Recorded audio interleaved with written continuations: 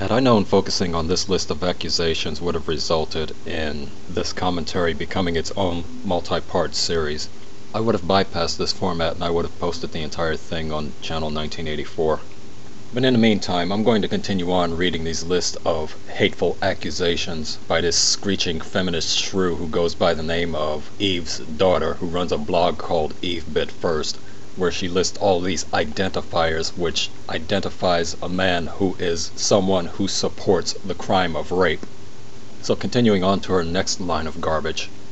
He mocks women who complain about sexual attacks, sexual harassment, street catcalls, media depictions of women, or other forms of sexual objectification.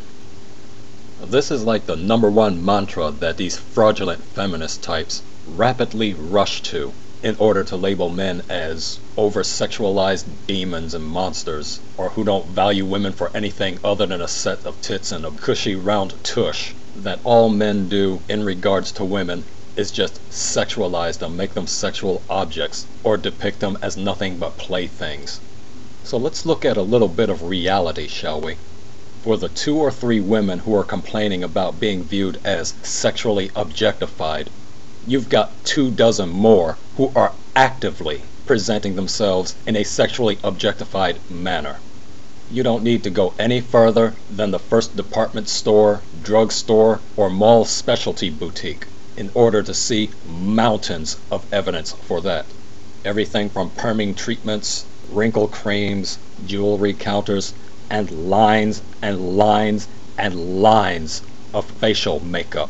All of these things existing for the sole purpose of objectifying themselves, to make themselves more alluring, for the primary, if not sole purpose of attracting male attention, not necessarily attracting males, but male attention, and so they can, quote, feel sexy, unquote.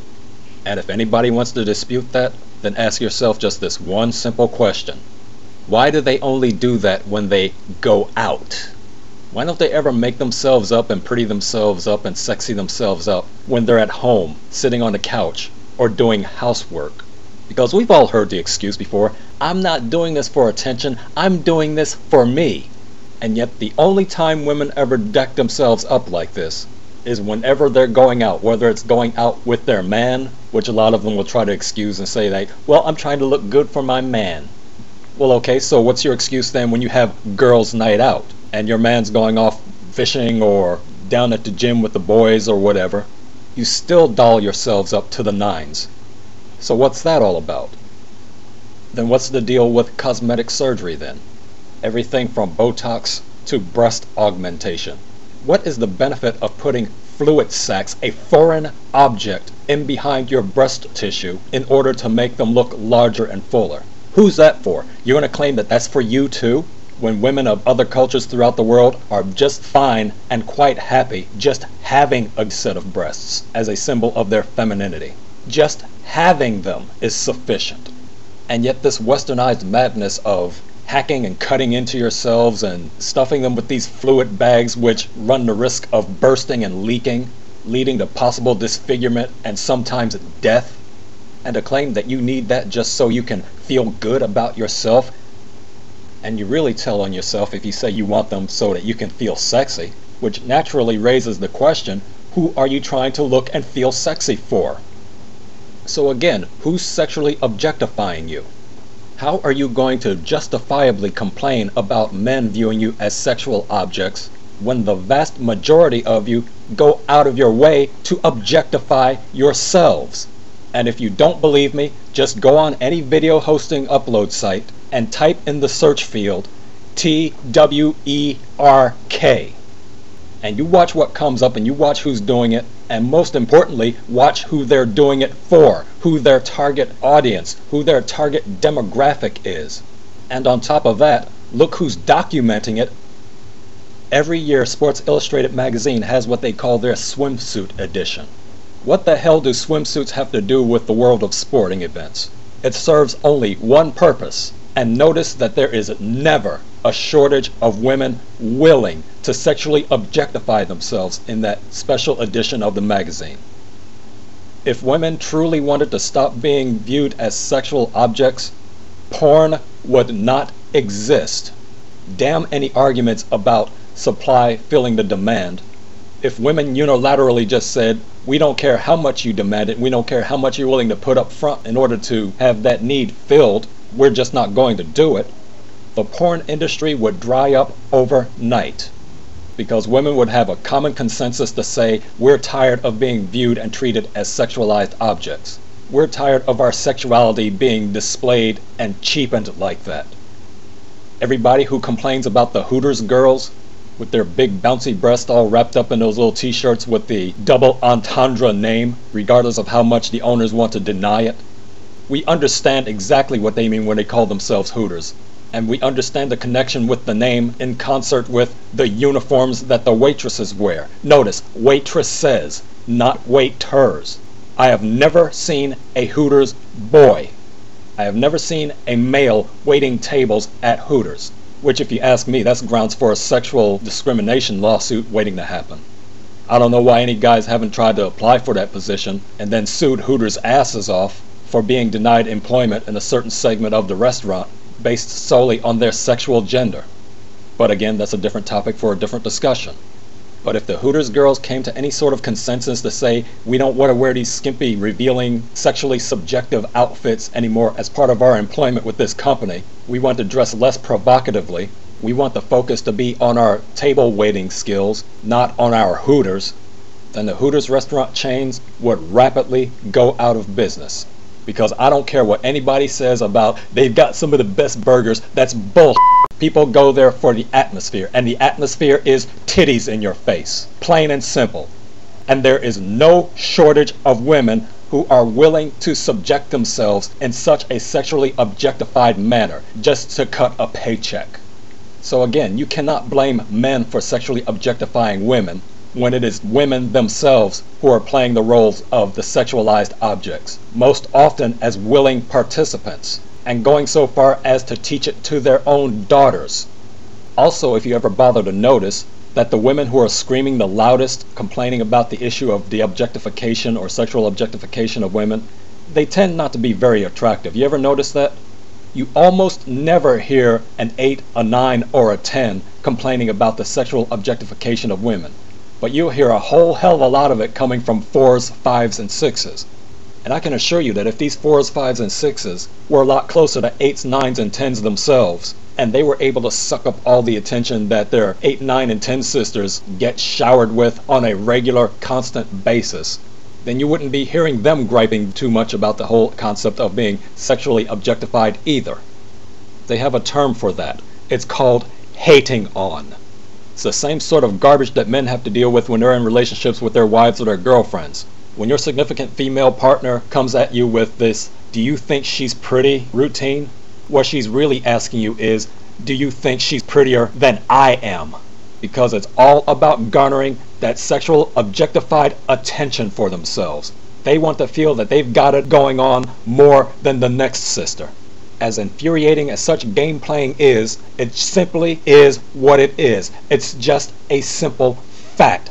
Get over it. Women are sexually objectified because women want to be viewed as sexual objects. Period. It's a fact. And don't think that just because women are overwhelmingly viewed in a sexually objectified manner, don't even try to interpret it as men are not likewise sexually objectified by women. I mean, what do you think all this six-pack washboard abs madness and craziness is all about? What do you think spurred that on? You think some pot-bellied guy just woke up one day and just said, hey, you know what I think would be sexy? If I just gave myself some rip-roaring, twisted steel, hardcore, rock-solid abs. Or look at this whole hyper-masculinization trend that's going on, which was largely fueled by the hip-hop industry. You know, this hardened, just got out of prison, rough and violent look. Gaudy tattoos all over. This whole hardened criminal look.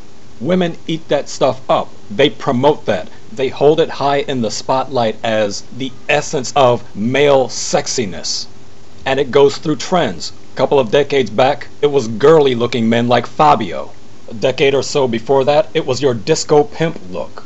But despite the fluctuation of trends, men have always likewise been viewed as sexual objects in the eyes of women. The only difference is there's been a lot less consistency amongst women as to what they identify and appreciate as being an ideal expression of sexiness in a man than the other way around.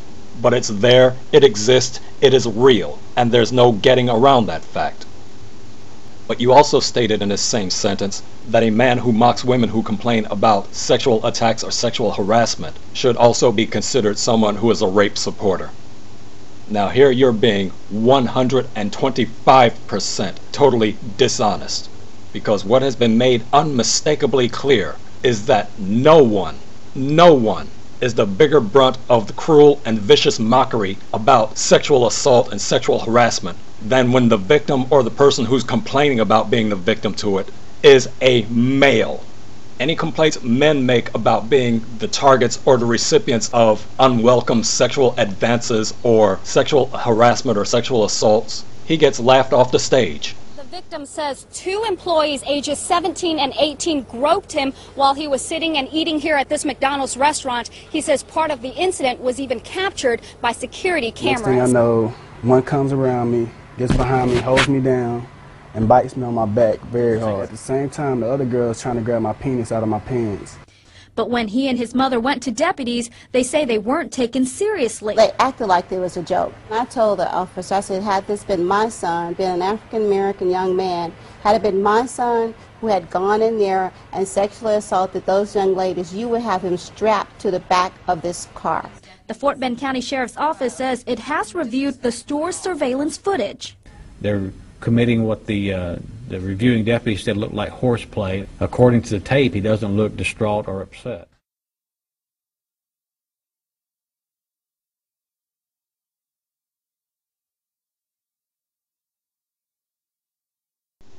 Even if the perpetrator who he's complaining about happens to be another male, you would think that you would express some sympathy and empathy for somebody in that situation, but no, even that gets swept under the rug. Men don't sexually harass or sexually assault other men. It's a myth. So stop whining and stop complaining about it. And oh, you suicided yourself over this? Or you're just some weak punk who just didn't know how to take a joke or who didn't know how to deal with hazing.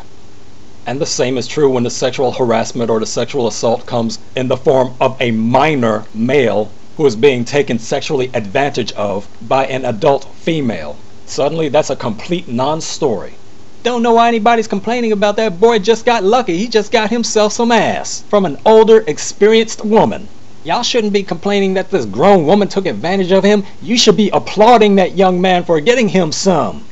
So sexual harassment and sexual assault, when the victim is male, even when it's an adolescent male, and in many cases prepubescent male, both men and women want to excuse that by saying such alarming evil you-know-what, such as, well, you ought to just welcome that kind of attention. Or they get hit with the, just buck up and deal with it, man. Stop being such a pussy crybaby. Be a man.